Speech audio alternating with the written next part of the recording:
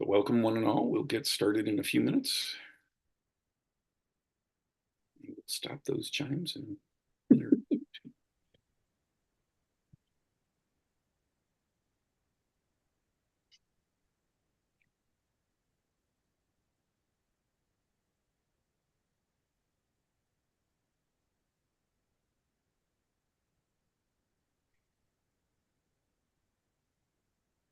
some familiar folks in the room.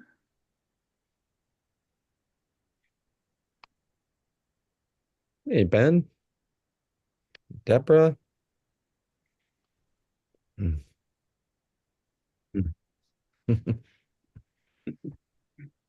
I I feel about a little bit like the woman from Romper Room. I was going to say, this is Irene, and she's a new person with our company here, helping me with solar proposal development. Hello, everyone. Awesome. Hi. Bye-bye.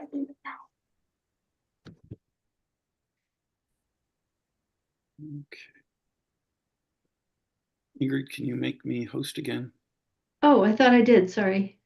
No, it doesn't have that next to my name. Maybe you did. Oh, you did. Sorry. Yeah. That join and leave sound. So welcome everyone. We'll give people a couple of minutes to join in. Hello, Leah and small person.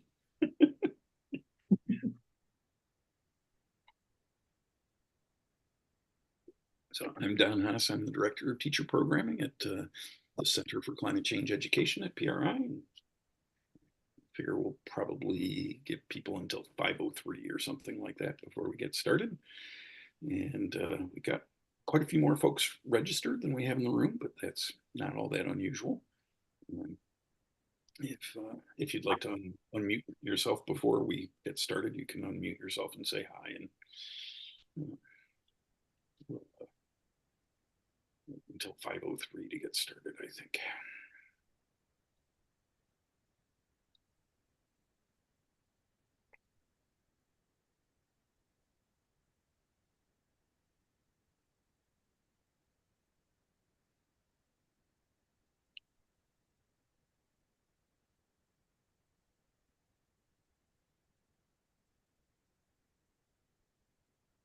We just quietly look at each other. It's a beautiful group.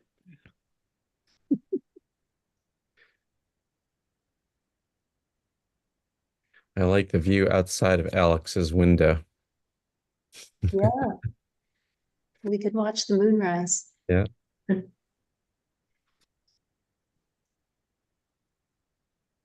Water filtering in. And Emily's here.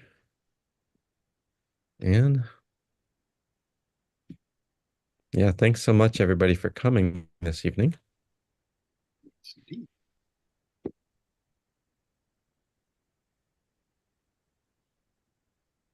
I'll also note that we've got a session tomorrow in Science in the Virtual Pub on resilience hubs and making your own resilience hub. And I'll put a link to the Science in the Virtual Pub page in the chat. Go check that out. Don, what time is that? That's at 7 p.m. Science in the Virtual Pub is the second and fourth Thursdays of the month, excepting holidays, which means that we just have one session in November and one session in December. There's the calendar. And my clock says 5:02. I'm going to wait until 5:03 and then we'll start. So we're just about to get rolling.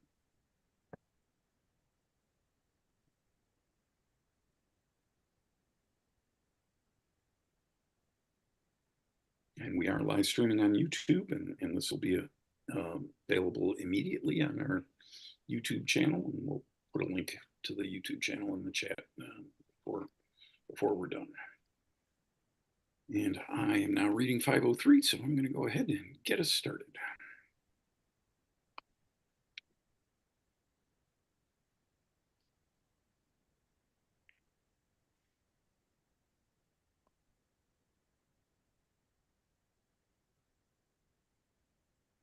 Maybe. Okay, here we go.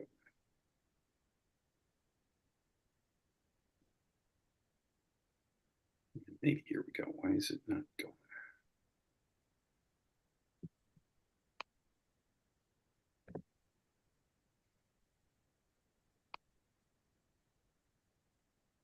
The present button. So I'm presenting in Canva, which I haven't done very much of. So hopefully I won't make too many boo-boos like that. All right, so we're going to dig right in by asking a couple of questions to get us rolling. Do you know someone who is approximately a high school freshman? That means somebody born in 2010 who's about 14 years old, and you can just raise your hand to show if you know someone like that. Okay, and it looks like most of the folks do. And do you know someone who was born in the 2020s? That is somebody who is 4 years or younger, 4 years old or younger, and see those hands go up again. Okay, well, that means that almost everyone here, I'm assuming you more than know someone in those age groups, but probably love someone in those age groups. And that means you probably know someone who will be alive in the year 2100, in the next century. And I think when we hear projections about the year 2100, and generally they're pretty depressing, unless we get our act together, that means that we know someone who is going to see what the climate is like in 2100. And I think that's an indication of the urgency that we're usually failing to communicate, or very often failing to communicate, that 2100 is not that far away. So I'm hoping we'll give you some glimpses of reasons to, and of course the folks in this room, this Zoom room, already understand that we must vastly and rapidly improve climate change education. So we at the Paleontological Research Institute have opened the Center for Climate Change Education, and there is our core climate team. We've got one of our bonus members on the call today as well, and we'll introduce those folks shortly. But why a new center? And the short answer is because we've got to rapidly improve climate change education. So an exercise that I'll ask you folks to try out. If there's a teenager nearby, you can try it right now. But if not, then catch somebody tomorrow or next weekend or whatever, and ask them if they have received the climate change education they want and deserve. Almost universally, you will hear that they have not. And there's lots of good reasons for that. Most teachers have little or no preparation to teach climate change. Of course, climate change is here and now and affecting all of us, negatively affecting. And we've actually been doing this work for a long time at PRI. We've been producing high quality educational materials, learning for teaching and learning about climate and energy. We've been providing professional development to educators in a wide range of settings for a long time. And we've offered a lot of public programs, in person and online. We produce museum, nature center, and online exhibits. We serve the climate change education community in a variety of ways, and we're working to improve educational policy related to climate change. And I have new good news about that don't let me forget to share at some point. I don't think I have a slide on that. It also simplifies our introductions. For many years, I've been at PRI for 16 years now. And for many years, I've introduced myself as Don Haas from the Paleontological Research Institution, its Museum of the Earth, and its Cayuga Nature Center. And we do a lot of climate change education things on a national scale and locally in the Ithaca area as well. And that's a very long introduction. Now I get to say I'm Don Haas from the Center for Climate Change Education at PRI. So that's a lot easier and more clear. We are a national leader in climate change education. We have an award-winning book, The Teacher-Friendly Guide to Climate Change. That's also available free online. And we know as a paleontological place, we know that understanding Earth history can be a valuable part of understanding climate change. My favorite piece of that is recognizing that climate is changing now because of humans burning stuff, mostly. There are other reasons too, but the lion's share is us burning fossil fuels. And that means fire is the cause, the leading cause of climate change. And for 90% of Earth history, which we know from paleontological study, there was no fire, or essentially no fire on Earth, because all of the fuel, which is almost always the products of photosynthesis, either ancient or modern, was underwater for 90% of Earth history. And we also didn't have enough oxygen in the atmosphere until about 470 million years ago or something like that. And now I'm going to ask you a question that we're going to come back to a little bit later about my block of carbon. It's graphite. Here it is in real life. And I want you to think about, is this much carbon, pure carbon, graphite is pure carbon. Is it a lot less than the amount of carbon in a gallon of gas? Is it about the same, or is it a lot more?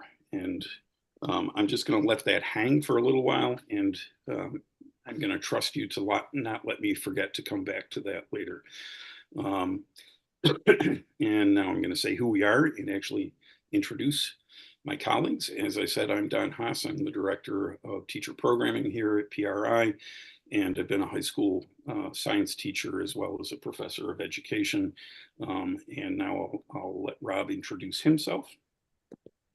Hey, folks. I'm Rob Ross. I'm Associate Director for Outreach at PRI, and part of the climate team. That is the 4 people that you're going to hear from right now that make up the staff on the Center for Climate Change Education at PRI. Although it is a full staff activity at PRI, there are many other contributors, as well as research associates and others who you'll hear about later. And we'll pass it off to Ingrid. Hello, Ingrid Zabel. I'm the Climate Change Education Manager at PRI, and I'll pass it to Alex. I'm Alexandra Moore. My background is in university level education, where I taught for, I honestly can't remember how long, before stepping sideways into informal ed and becoming a member of the climate team at PRI. And so we're all staff at PRI, and we also have some folks helping us out, including, whoops, a little too fast there, including Ben Luce, who's on the phone or on the Zoom with us right now. Ben, you want to introduce yourself? Yeah, hi everybody. So I'm a physicist by my earlier career, and I've been involved with solar energy and renewable energy advocacy and development for quite a few decades. I'm the current chair of the American Solar Energy Society, and I'm a solar designer and proposal developer with a company called Buffalo Solar in Buffalo, New York. And I've been it's been really fantastic to play a little role in some of the workshops that you guys have been putting on, and I'm really grateful there's a group like you guys doing what you're doing here. And we are very grateful to have you. Also, amongst our scientist partners are Toby Alt, who's an associate professor of climate science at Cornell, Ben Brown Steiner, who his day job is a National Science Foundation program director, and NSF program directors get to spend 1 day a week working on research and outreach, and Ben number 2 has chosen to do that with us. And Franklin Tellis, who's at Northern Arizona University, and he's a doctoral student who's working on some projects with Toby and joining us for some of our workshops as well. So what do we do? Well, we do educator professional development, both in person and online. That's a picture from a workshop this summer, and a picture from an online workshop with James D'Amico, who has written a book about teaching climate change in the social studies classroom. And we do online events. educator events, sometimes book events. There's one with Mary Ann Krasny, who some of you may know, who's a professor at Cornell. This we did just a week and a half ago at the State Science Teachers Conference. And this is Earth Day of 2022. We had James Baylog, who's a internationally renowned environmental photographer who's done some really amazing work. We publish for researchers and practitioners. There's the teacher-friendly guide to climate change, The Science Beneath the Surface, which is a book about the Marcellus Shale and hydrofracking more generally. Our YouTube channel, our Earth at Home page, and there's a research article just published on multidimensional ecology education. And we also have a newsletter for educators, and we can put the link to subscribe in the chat. We have a substantial YouTube channel, which you'll hear more about in a little bit. We do exhibit development for the museum, the Nature Center, and online. And we serve climate change education community. And I just saw Emily come on, and maybe I'll put her on the spot and say a word about what the Climate and Resilience Education Task Force is, which she heads up, and I have been helping out for a couple of years. Emily, do you want to just say a minute about what's going on with CRET these days and the climate change education policy? Okay, thank you. Hi, everyone. So yeah, my name is Emily Fano. I'm Director of Climate Resilience Education at National Wildlife Federation, which manages the task force, which is a coalition of students, educators, NGOs, and community members working to expand access to climate education and teacher training in our state. And we've been partnering with the New York State Department of Education to develop an appropriation request that we are about to submit to the governor on Friday that would provide NYSED with staff members to begin updating our climate education standards by providing new exemplars for teachers. And we've also collaboratively drafted a bill together that we want to see introduced this session that would support the appropriation request. And so I'm very excited to report that United Federation of Teachers just signed on to our request, along with the Higher Ed Union, UUP. And so even though things in this country right now may seem bleak, things in New York State are in a good position to advance climate education. So thank you, Don, for giving me this time. Yeah, and could you put a link to the letter if it's not too late to sign that anyway in the chat? Sure, thank you.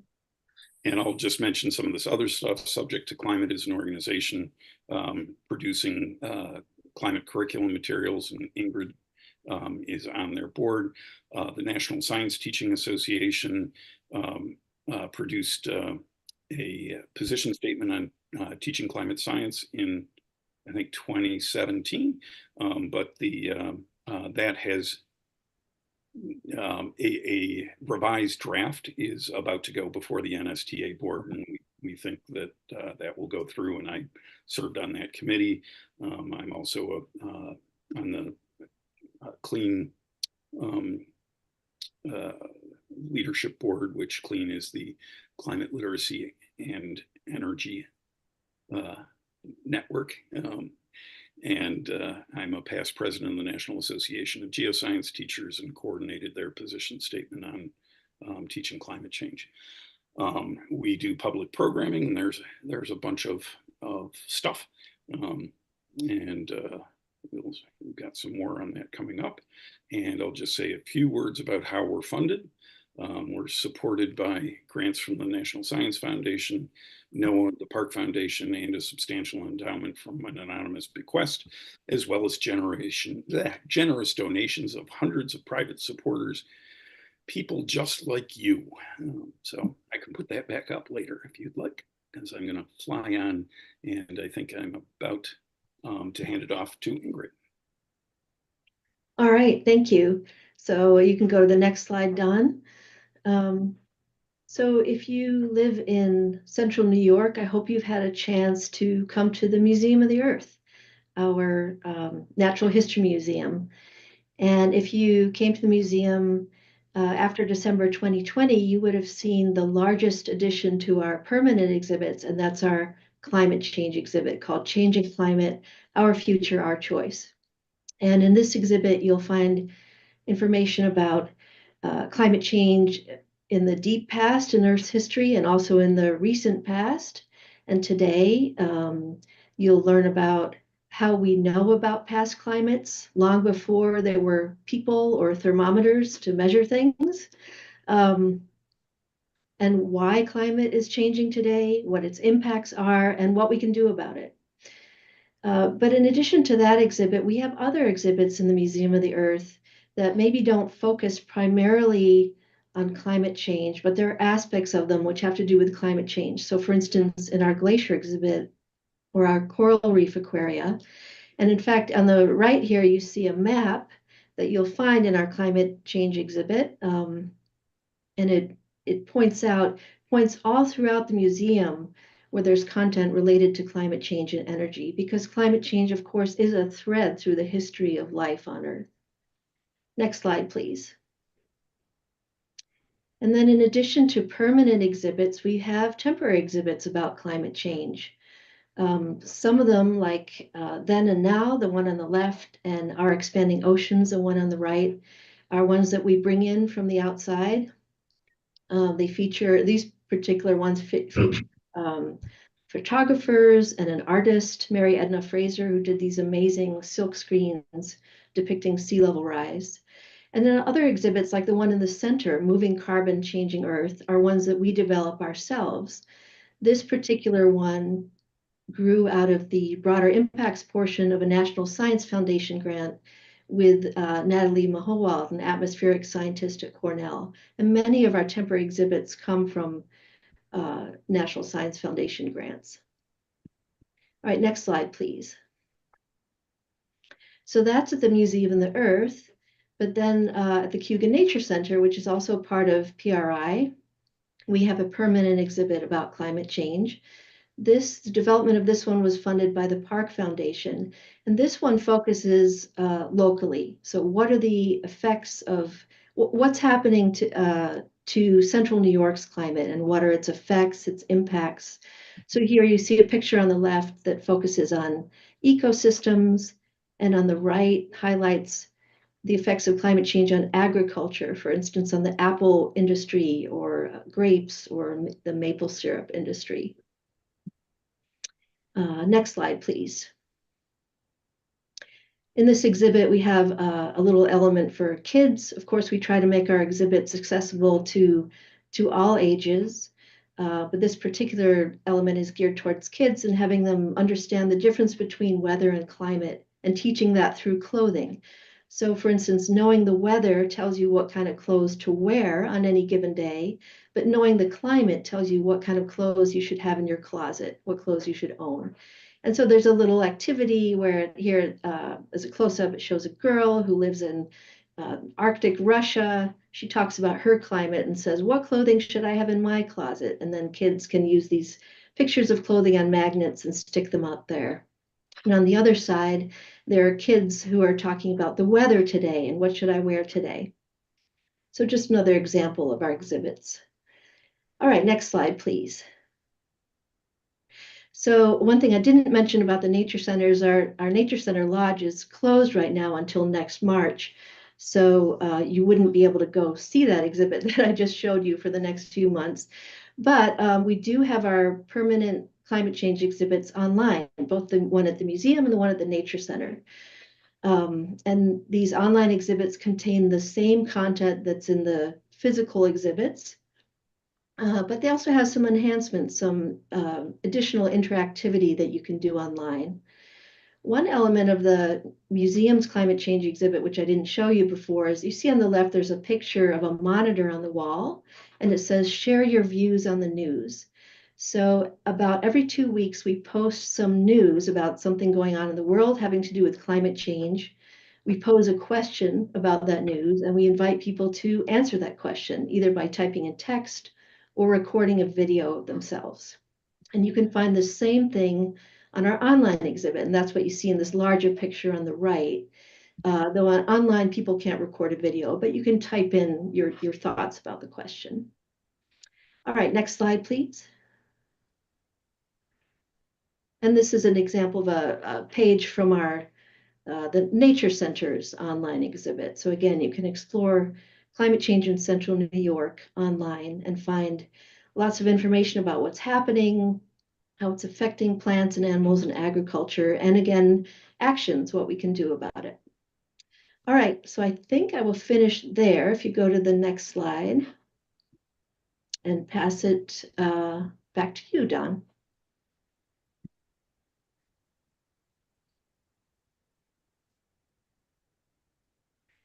We do Science in the Virtual Pub, which is a twice-a-month program, second and fourth Thursdays of the month. And tomorrow night is the fourth Thursday of the month, and we'll have Alistair Hayden and Rebecca Morgan Sternbrenner talking about resilience hubs in New York State, pathway to community-led multi-hazard resilience. And that is focused on how to go about structuring a resilience hub. And if you don't know what that means, you can join us tomorrow night at 7 p.m.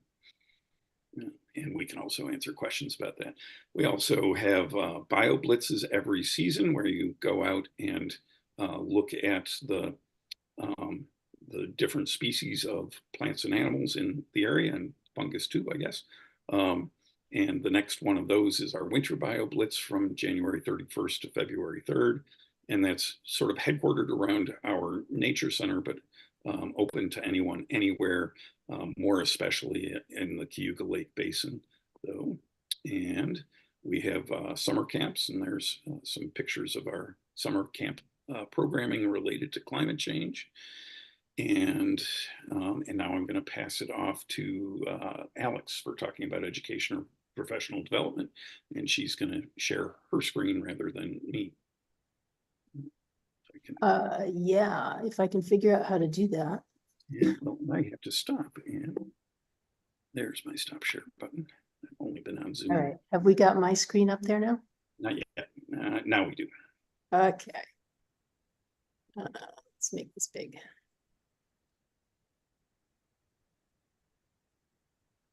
Okay, so I'm going to talk about the educator professional development that we do, which is primarily delivered in the form of workshops, either virtual or in person. And I don't know how many of you all call yourselves educators. Don likes to deputize everybody that he speaks to as a climate change educator. So I'm going to do that right now. You are all now climate change educators. But so we can consider these to be community workshops for anybody who's interested in learning about climate change and then how to share that message with others. Thanks. Sorry to interrupt. I just want to let you know we're seeing you in presenter mode, so we're seeing your next slide and notes. Oh, all right, whatever. Fine. I want to let you know. Try that. How's that? That's It was okay. I'm okay giving away the game ahead of time. It's fine. So here are some examples of the kinds of workshops we do. We work with school districts like New York City School District, like the Prince George's County Public School District in Maryland. We work with professional organizations like STANIS or the New York State Master Teachers, national organizations like the Geological Society of America or American Geophysical Union. So all over the map, all over the educational space. And when I think about giving these workshops, to me, the content is sort of divided into 5 subject areas or philosophical areas. One being the science that underpins climate change and how important that is to understand before you start thinking about other elements such as climate change mitigation or climate change resilience, and then particularly climate change communication. So often we'll talk about energy flow and the carbon cycle and how that works. We might think about mitigation in terms of zero carbon energy sources and how we can deploy those more effectively. We talk about communication, climate justice, particularly about climate emotions, because often fear is one of the emotions that people feel, and fear can be both a motivator, but also can make you freeze and not act. And then thinking about resilience and what we can do if something should happen. How do we respond? How do we make our communities healthier and better able to respond to the climate shocks that we experience now, as well as those that are going to come to us in the future? So thinking about climate science, what I really like to do is design small-scale tabletop experiments. And in fact, a lot of these experiments can be done on your kitchen counter that then pair with larger data sets. For example, here you're looking at satellite data of how infrared energy leaving the Earth is absorbed by carbon dioxide in the atmosphere. So if we pair a small-scale experiment with a global data set, I think that helps learners understand better how to look at some of these global data sets and how they work. If you happen to know me, you know that I will talk about trees all day, every day. And so you might ask yourself, what does a tree weigh? How do you weigh a tree? Where does the mass come from? Because this is another piece of the science that underpins climate, looking at photosynthesis and how trees actually ask to remove and sequester carbon dioxide. The other thing about trees, though, is that they go beyond that basic science. But if we consider trees as a mitigation strategy, as a sequestration strategy, we can actually get learners out into the field measuring trees and calculating carbon sequestration. Here in this slide, I've broken that down into 6 sequential steps, where they start out measuring the circumference of the tree, then they have to do a little bit of math and turn that into its diameter. And then we turn to the forestry community, who have done a ton of work mapping the diameter of trees onto their biomass.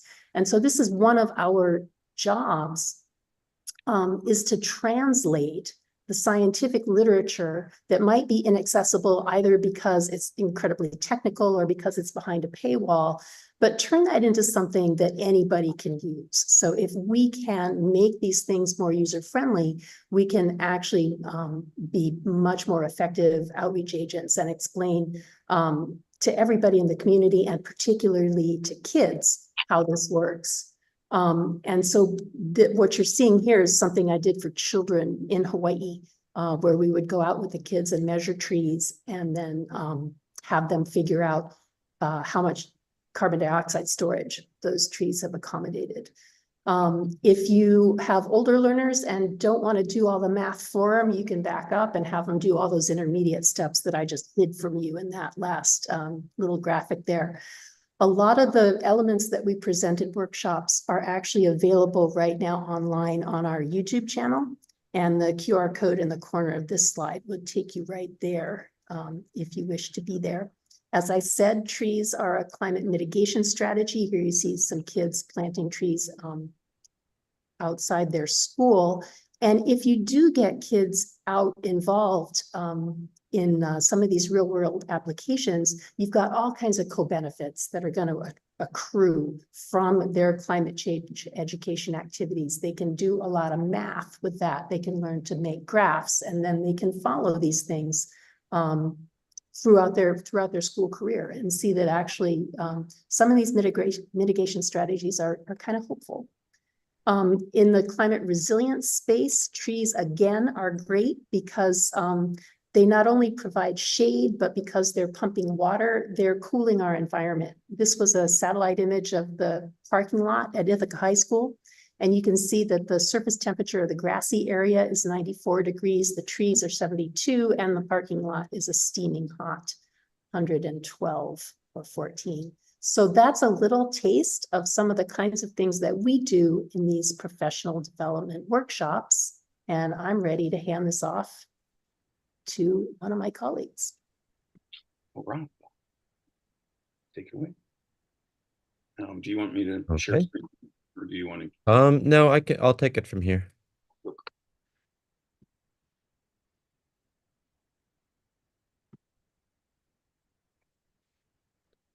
Okay. So I'm not going to do the full presenter view, but I hope this looks okay on your screen, simply so that it's a little easier for me to go back and forth between the slides and the things I want to talk about. Alex talked about our working with educators, which could include many or all of you. The decision to work with educators in particular came a long time ago. We are a relatively small natural history museum, and what we had to make a decision about how we could make the biggest impact for the amount of human resources that we have available. And we decided, given what we do have in terms of our strengths and expertise and resources, that reaching teachers and other kinds of educators would be one of the most appropriate things that we could do to make a widespread impact, both regionally. We work with teachers across New York State, but also across the country. Before, we had all of the website resources that I'll show you in a moment. We were primarily known as a publisher. Now, Don mentioned that we've always struggled to explain who we are because our kind of umbrella organization is the Paleontological Research Institution. And so you might ask, how did a place like that, I'll call it PRI for short, come to do what we do today? And from our perspective, there was a natural evolution.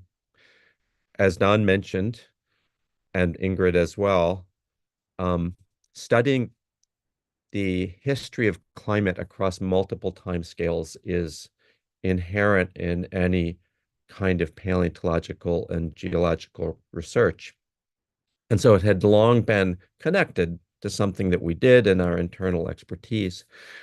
And so we have always seen ourselves as, even though we have one of the nation's largest collections of fossils, as an organization that provides outreach on nature and science more generally, because that geological history is connected to our modern environment, to conservation, biodiversity, and of course, especially to climate change. We're also a publisher by history. In fact, the organization, in some ways, the origin of the organization stems back to the creation of journals by the founder of PRI way back in the 1890s. And we still publish these technical journals. And we were known even internationally for those for many decades. So all of that to say that we got started in serving teachers by writing books. We also did workshops and so on, as have been said, but we provided books. So I just chose a few things to highlight in the slide. On the far left is one of the most recent issue of Bulletins of American Paleontology, which is on the geological history of the state of New York, of the Devonian strata. But we have published a couple of books on climate change. The one that says Climate Change Past, Present, and Future, we published way back in 2008. A little out of date now, but still, I think, tells the basic story well. And then Don mentioned the Teacher-Friendly Guide to Climate Change, which started out as a printed book, but is now online and updated on the website that I'm about to go to. We published a series of books about the geology of each region of the country. Each of those books has a section on climate and climate change. They were written a while ago, so they actually don't have as much as we have right now in other contexts. But those are also available for free online. And then finally, we do have books about our local natural history, some of which are not specifically about climate change, but certainly connected, like Smith Woods, which is an old growth forest near Trumansburg, one of the few places of its kind that's kind of flat land that still has an old growth forest. Obviously, climate change is impacting this remarkable resource. Okay, so I'm going to transition now to how we try to make these resources available at not only a local scale, but at a national scale and actually international, because in our websites, we have about 1.2 million visitors a year now that visit all kinds of things that we do, all kinds of earth science and environmental science, but climate change is certainly a big piece of that. And so let me go to our website known as Earth at Home. Earth at Home is one piece of us. I know this is confusing, but there is actually a website for our museum and a website for the Nature Center and a website for PRI itself, and then Earth at Home. And Earth at Home is kind of the content center for all of this. And then within Earth at Home, there's an Earth Science, a Climate, a Biodiversity, and Evolution heading sections. And we're working on all of these. And biodiversity and evolution are very much kind of in their infancy, but we have a lot of stuff on climate change, including the very first part. There's a little information about the center and the teacher-friendly guide to climate change, where you can get an updated version online. We have K-12 activities. If you go to Teach Climate Change, you can sort through them by grade level and topic. And of course, all of these things are growing. And we would love to have your input on other things you'd like to see, or maybe even things that you'd like to collaborate on. We have an FAQ section and videos.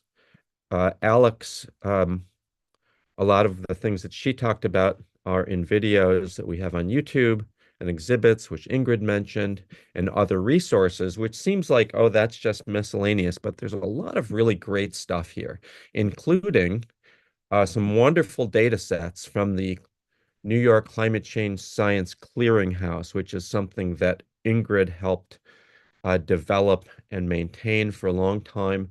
The original clearinghouse that website, which was not ours, it was funded by the state, is now gone, but Ingrid was able to essentially rescue a lot of the data and maps from that. Really useful for teaching and many other kinds of projects. So I mentioned videos. You might be surprised to hear that we have quite a large YouTube channel, and still growing, still being curated, with all kinds of videos made by Ingrid and Alex, and I'll actually just go directly to our YouTube site. You can get there quickly by going to priweb.org/YouTube. And on this site, I've gone straight to the playlists part. I don't know if you're searching YouTube, if you do this, but I find it a really useful way to see what a site has to offer. And our videos are organized into these different playlists to make them easier to find. And we have to update these occasionally. We have one big playlist for most of our climate change videos, which you can find near the bottom of this list. We have this list of videos made by Alex, 25 videos, each around 10 minutes, sometimes 15 minutes long, that run through an activity that could be done in a classroom, or sometimes they're more general. Really well done, produced videos. I really encourage you to go, and of course, as you always hear, to like and subscribe. Ingrid has a series of shorts like this one, Climate Solutions, in no particular order. So these are like 1-minute videos. And then we have a new set made by Professor Toby Alt, who has taken his service class for Cornell University and basically boiled it down into a series of 15 to 20-minute lectures. He's still in the middle of it. We're going to video record videos on energy just in the next couple weeks, but these are the ones on climate change, and you can see them already here. This and lots more. So please check this out. And so at this point, I'm going to stop sharing and simply mention that we do a lot of this work in-house just among the four of us, but there's also a lot of work being done not only with our colleagues at PRI, but our colleagues in other colleges and universities and teachers and others who are working in the climate change, science and education space. So if you're one of the people that would, like to collaborate with us, we have a lot of our grant proposals are collaborations of one kind or another. So we would love to talk about that.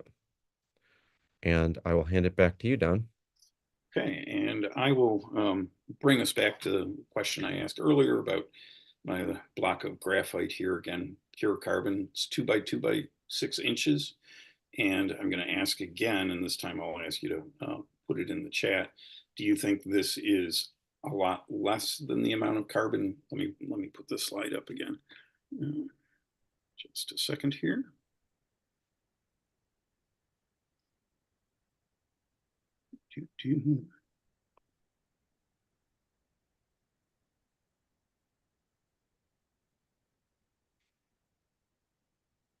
Almost. There we are. Okay, so is this a lot less than the amount of carbon in a gallon of gas? About the same amount of carbon as in a gallon of gas, or a lot more?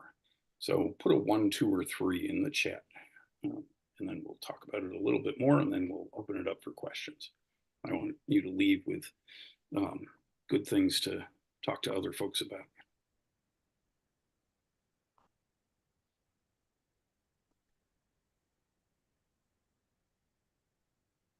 Okay, so we've got all the answers so far, I think. A number of people said a lot less, and that is correct. I think some of this audience may be a sort of above average students on climate change content, given that you're here. But how about now if I go to 2 blocks of 2 by 2 by 6 inch graphite? Is this still, is this enough? And I will cut to the chase and note that this is how much carbon is in every gallon of gas that we burn.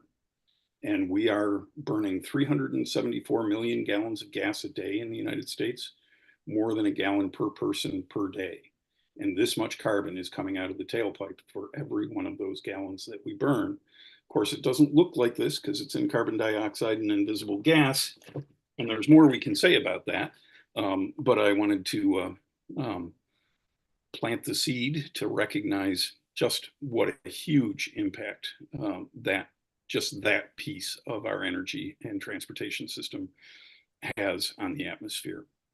And now I will open it up for questions, discussion, sharing of ideas.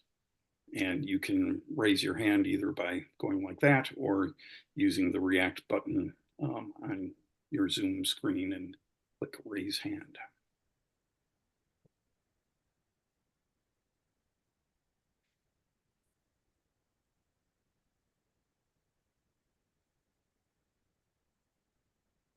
No questions. Well, while we wait, I would like to call, there's lots, as I look at the names who are here, lots of people that we have been collaborating with. So I don't want to leave anybody out, but I do want to call out Deborah Horde, who is one of the people with whom we have done, in this case, energy-related videos. Deborah Horde is herself the head of a film production company, and we work together on outreach associated with Cornell's exploration of deep geothermal heat. And hi everyone. Thanks for calling me out, Rob. I'm excited to be here. I think Don, and you probably know too, I would love to be involved in the work, and to think about what we could do at any step of the way. So sign me up. Yes, and I Excellent. put a link to the Deep Geothermal Heat Research Project at Cornell, which has the videos that we produced with Deborah, and you can check those out there. And that is in the summer of 2022, right? They drilled a 2-mile deep hole at the edge of campus at Cornell to investigate the possibility of heating campus with deep geothermal heat. So there was a question in the chat from Reggie Teasley. She wrote, have you presented any workshops to legislators or municipal representatives or councils? This seems to be an area where there is great need. We have done a tiny bit of that, but I don't think nearly enough. We need to sort of figure out how to get ourselves invited to those settings. If you've got connections and want us to come and present to your town board or something like that, we may well be able to do that, especially if it's local to either Ithaca or Buffalo. I actually telecommute from Buffalo. I have a question for you, Reggie. What is it, what do you think that local municipalities most need to know about climate change?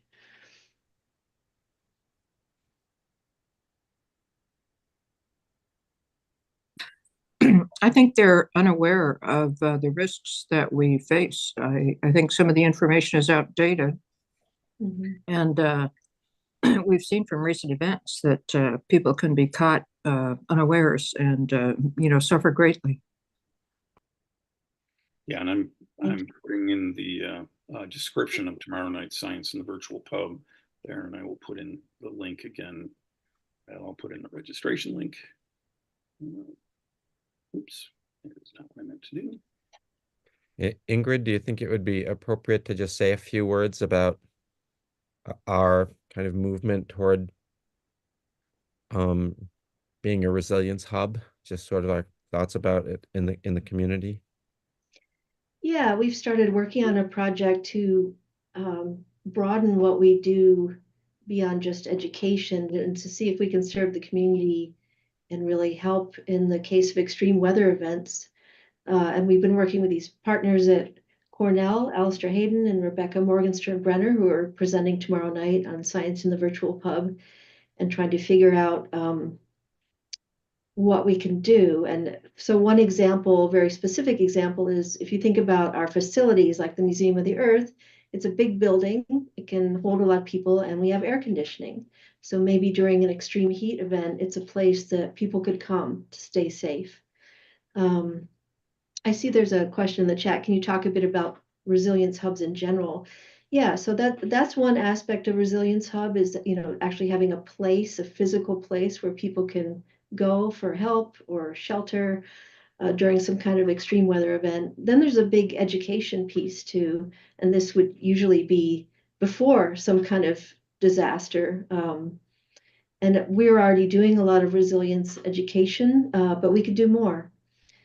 And then there are other aspects of resilience hubs too. Not all resilience hubs are focused on climate change. There are many other aspects of resilience, but I think we are thinking mostly on extreme weather and climate change resilience. Yeah, and again, that's tomorrow night at 7, where we have a session in Science in the Virtual Pub. I put the registration link in the chat.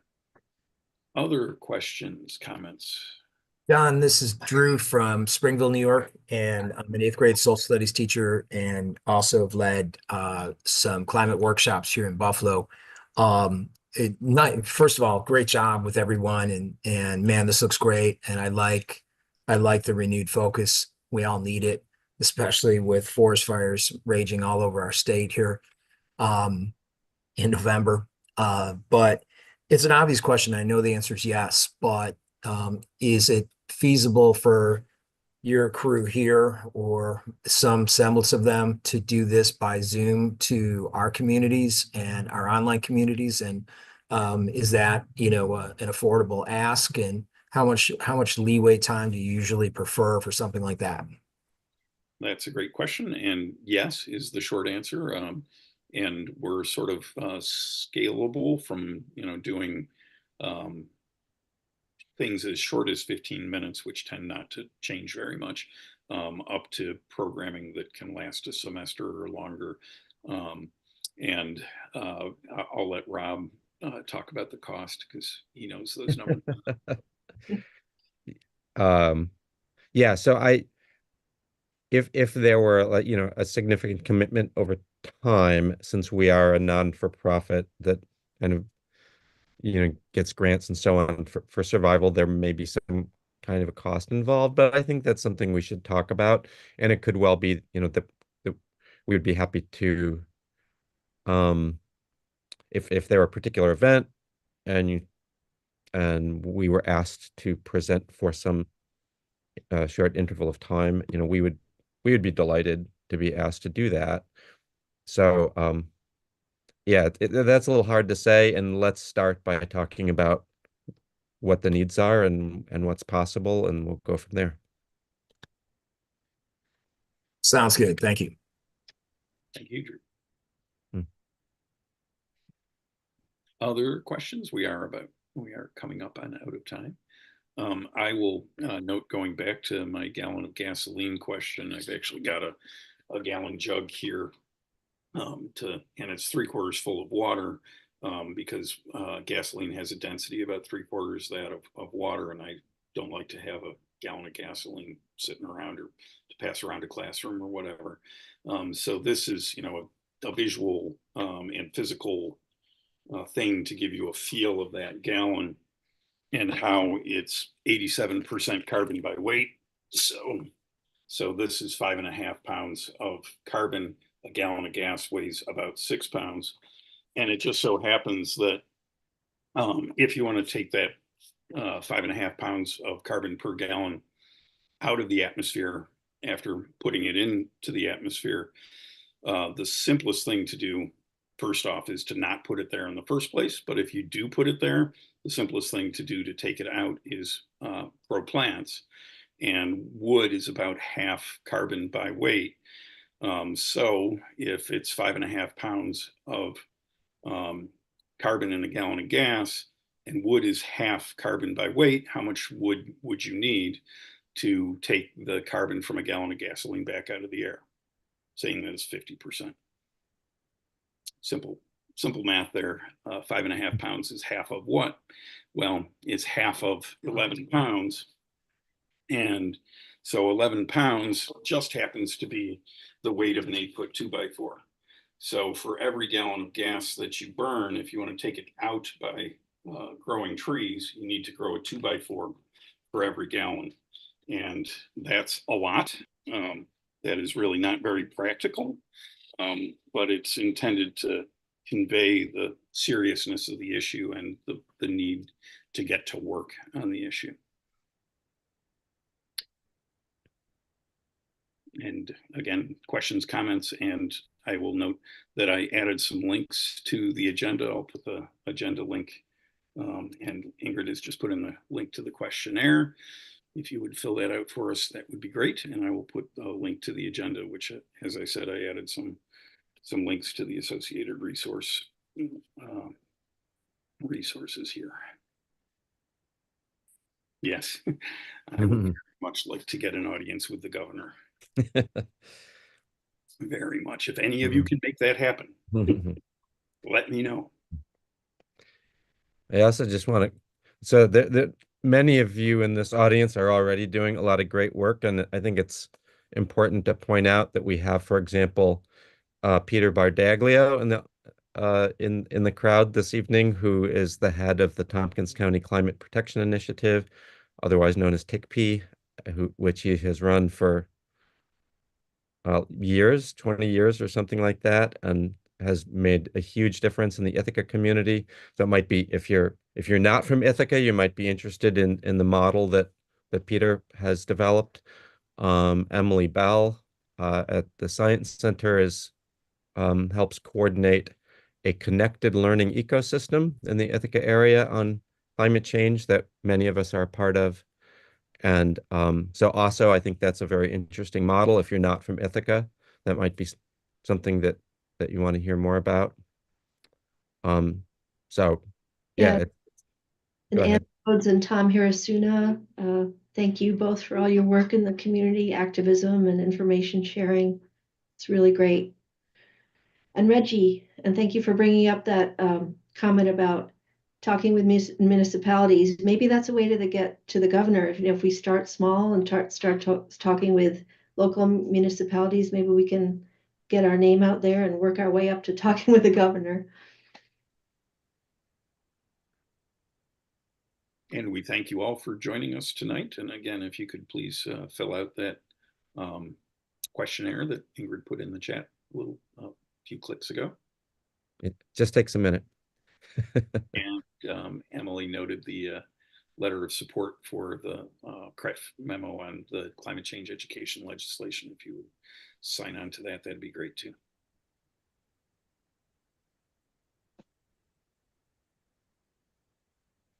And happy to stick around if people want to ask other questions, but we scheduled us for an hour, so that's. Thanks so much. Yeah, thanks for coming, everybody. Everybody. Have a great night. And thank you for signing.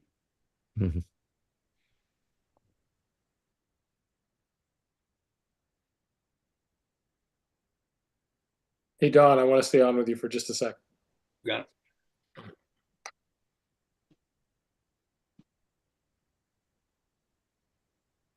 Good to see you guys. Yes, we need to You too. get Toby's camera from you and have some. Yeah. Yeah, I couldn't believe it. Yeah, that I found. We are still being live streamed. Let me see if we can stop that. If you want to have some private discussion between Don and Ben.